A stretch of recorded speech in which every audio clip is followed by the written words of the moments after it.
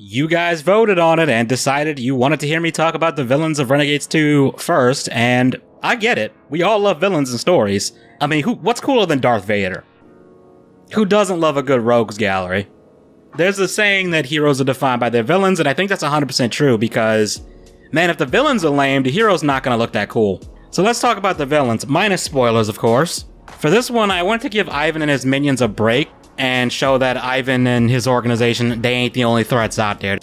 The villains in this book are a group of mercenaries, and they take whatever jobs pique their interest through an underground network of assassins called Mirage. Clients are anonymous, and so are the people in control over the organization. We don't know that much about them. Mirage has clients and mercenaries pretty much anywhere you can think of, and many of them are hiding in plain sight. So let's look into our new gang of villains for this outing.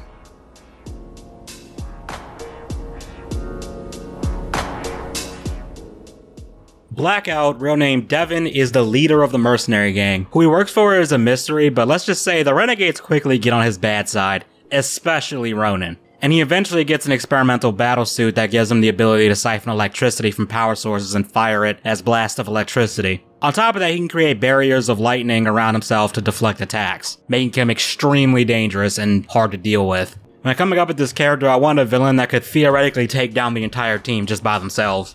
In book 1, Ivan was more the brains of the operation and he left the dirty work to his henchmen. He realistically would not be able to defeat everyone in a straight up fight. I mean, to be fair, he did whoop Sierra's ass pretty badly in the first 2 fights in book 1, and Sam and Sierra barely won that fight at the end of the first book. But I don't think Ivan would be able to hold his own against Ronan or Drake, for example. That's where his henchmen Kenji and Haggard came in, but for this book, I wanted a more overtly powerful antagonist. He's also not quite as evil as Ivan. That's not exactly a high bar, but it is something. Although he does threaten an entire island and most of its inhabitants, so he's still pretty evil. Just a little bit.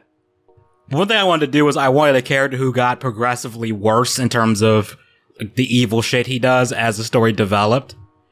I also wanted to invert the dynamic from the first book because in the first one, it's the protagonist that have a beef with the antagonist. This time, the villains have beef with the heroes, and it quickly escalates beyond just the Renegades meddling with his job for his current client. There's a lot more going on than just that. It's kind of that classic scenario where the heroes inadvertently create a new, more dangerous enemy. Let's just say if the Renegades think this is going to be a cakewalk, they're going to be in for a shock.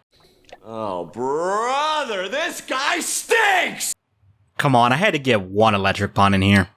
The initial idea for him was, what if you made a villainous version of Static Shock? I wanted him to have some kind of high-tech battlesuit that would look both cool and menacing, and I really love how the artist Bagtoons did the mask. In a book, I described it as an angular mask with a glowing Ohm symbol on it, and the way he did it and had the eyes flow into the symbol was genius. Bagtoons took a really rough drawing I made of him and turned it into something amazing. I really need to get more art of this character, honestly. I just like it that much. But let's move on to the rest of the crew.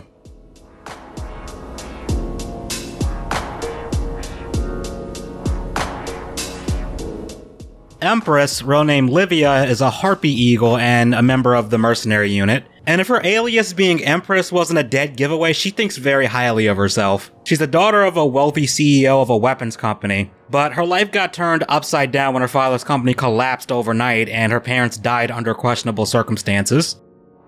She quickly turned to a life of crime and mercenary work. Eventually she met with Devin and has been working with him ever since. Just like when she was a child, Empress likes to have her servants do her bidding.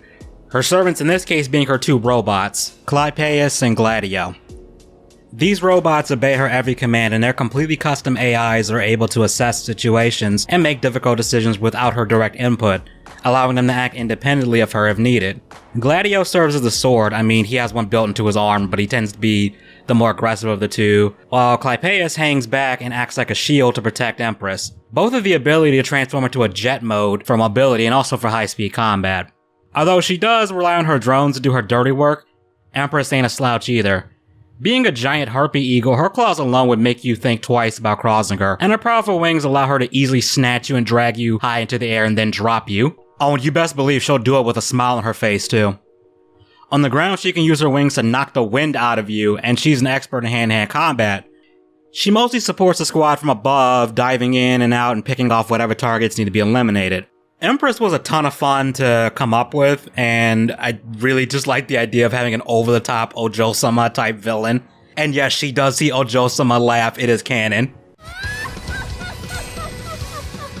She really doesn't take too kindly to opposition and has a short temper, so approach at your own risk.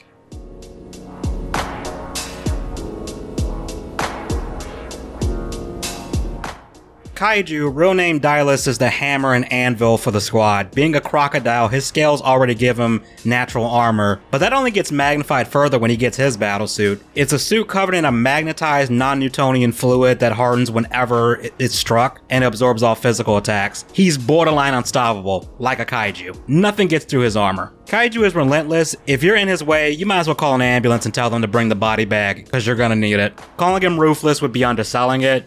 He used to be a member of Guardian, and he used to fight on the side of good, believe it or not, until he got dishonorably discharged for killing a terrorist that was already in custody with his bare hands. After that, he turned to a life of being a brutal mercenary, and his insane strength and ferocity got Devin's attention, and the two quickly became business partners. The business being murder, of course. Kaiju is the enforcer of the group, and if they have a problem, Kaiju will handle it, and it will not be pretty.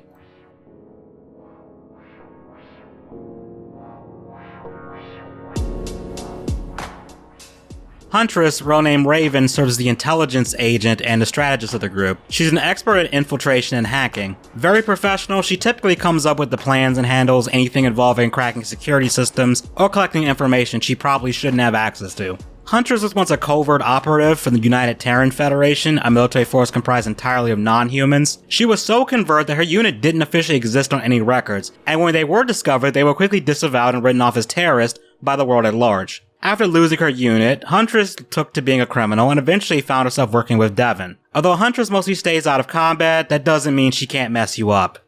She ain't rusty with her covert ops training, and of course being a cat, she's got retractable claws that'll make you think twice before throwing hands with her. If that wasn't bad enough, she's got a shoulder-mounted launcher that can fire different types of grenades.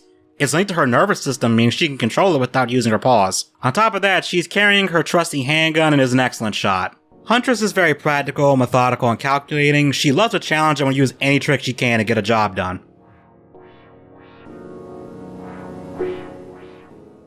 As I mentioned in the breakdown of the teaser trailer I made, Osiris plays a huge role in the plot. Several major events in the story revolve around them, and I can't speak too much on that because spoilers, but they're a massive corporation with a shady past, and their tendrils are in practically everything you can imagine. And with seemingly endless resources, there's very little they can't do, and their morals are questionable enough for them to do just about anything and get away with it. You really don't want to end up on their radar, you may just come up missing, and worse yet, no one will look for you, and if someone starts asking too many questions, they might suddenly go missing under mysterious circumstances. Again, I wish I could tell you more, but it would spoil way too much. So that was a sneak peek of the main antagonist of Renegades Volume 2, Blackout. If you enjoyed this video, let me know which villain is your favorite and which one you're the most excited to meet in the book. Depending on when this video goes live, the book will either be fully released on Amazon or still available for pre-order. Stay tuned as there will be more videos talking about different aspects of the book.